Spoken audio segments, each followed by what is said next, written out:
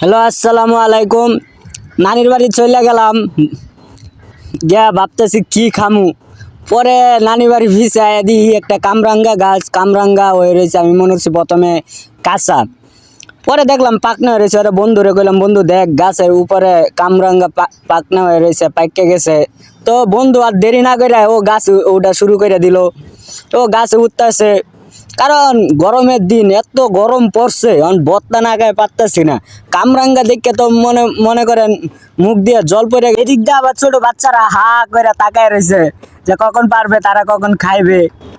মনে করেন কামরাঙ্গা খাওয়া যে একটা মজা। আর এদিকে নানি আসতেছে, পরে ও গাছে বসেই রয়েছে, বুঝছেন। কারণ গরমের দিনে ভর্তা খেলে যে এত ভালো লাগে। পরে আমারে কইলো একটা বাঁশ দিতে, পারে আমি একটা বাঁশ তুলে দিলাম, যে বন্ধু নিয়ে। ও বাঁশটা নিল, নিয়ে ভাবতেছে যে এইভাবে তো পারা যাবে না, কারণ কামরাঙ্গাডি হয়ে রয়েছে গাছের আগায়, এই বাঁশ দেয়া মানে লাগত পাবে না। পরে বলতেছে এইভাবে লাগত পাবো না, তো একটা কি করা যায়। ও বাঁশ নিয়ে দাঁড়ায় রয়েছে আর আমার দিকে তাকায় তাকায় হাসতেছে। আমি বললাম, কি রে হাসস কে? কয় দোস্ত এইভাবে পারা যাবে না। পরে কি করলো, পরে বললাম নামিয়ে পরে একটা বস্তা আনলো, যে বস্তার এক কোনায় বাইন্দা গোতা দিলে বস্তার ভিতর পড়বে, যে খালে আর পড়বো না, কারণ ওই দিকে খাল, তো খালে পড়লে আর আনা যাবে না। দিকে ছোট বাটারে কি কইছে জানি, ও তো কান্না শুরু করে দিছে আর ও দাঁড়ায় দাঁড়ায় আসতেছে। ও আবার আবার গাছে ওঠা শুরু করে দিছে। দেখেন কিভাবে গাছে উঠতেছে, কারণ আমার পায়ে একটু সমস্যা ছিল, তো এই জন্য উঠতে পারি নাই। আর তাকায় রয়েছে, এই যে বাঁশ আর বস্তা দিলাম, এখন এ করতেছে যে কীভাবে পারা যায়। আরে কতক্ষণ পরে আমি বলতেছি যে এতক্ষণ তাইলে বস্তা নেয় উদয় গাড়াগাড়ি করে কি দরকার। ও বস্তা সুন্দর করে বাঁধতেছে, যে বন্ধু বলতেছে যে দেয়া যাক পাত্তারি নাকি।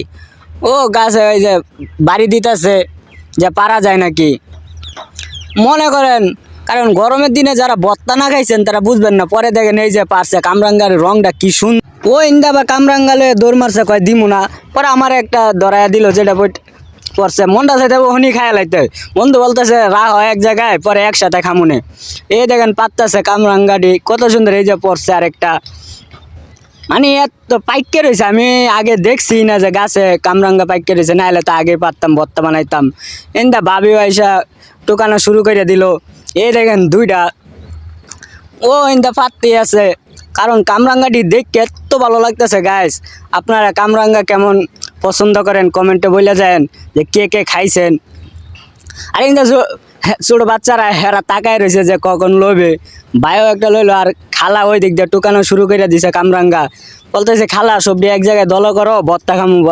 পরে খালা বলতেছে পারক, একসাথে ভর্তা বানায় দিমুনে। আর লোক শোনাইতে ও তো এনতে পারাই শুরু করে দিছে, পারতাছে। ও বলতেছে আরো পারতে, আমি না করতেছি যে আর পারিস না, যে এত খাইব কে।